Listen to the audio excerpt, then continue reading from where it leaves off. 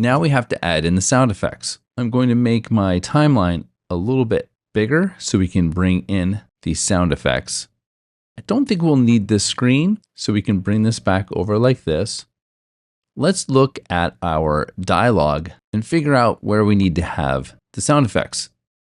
So Rex says, "Oh no, my doom," which by the way will be so convincing once they add the whoosh sound in post. So we'll put the whoosh sound up here in this scene. 1, 2, that's the second scene with a vortex. I like this effect.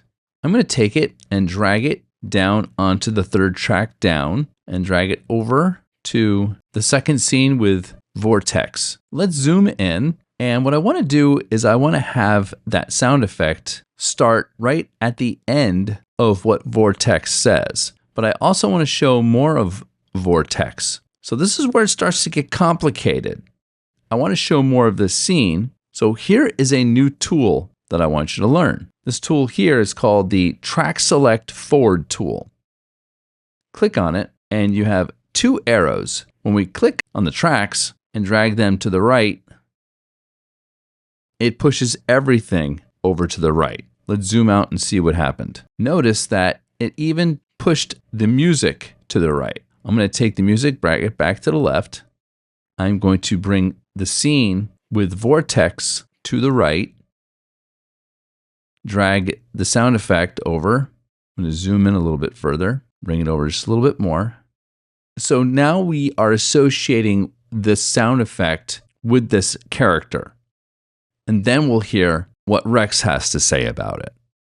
Now I'm listening to the level of the sound effect and I can't hear it. So I have to go up to the effects control panel and bring the decibel up. I'm going to do 20 and press return.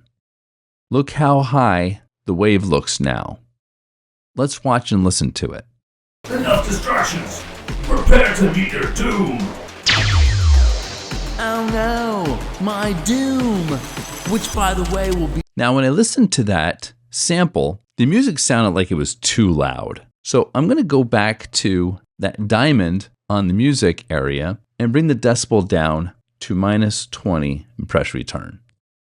So I listened to it at the new level and it sounds great. And this is what you'll be doing when you're working in Premiere Pro with audio. You're going to be bringing the levels up, bringing them down, trying to get just the right levels so we can hear everything. You want to make sure that the audience can hear the dialogue and the sound effects because they tell the story with the ears.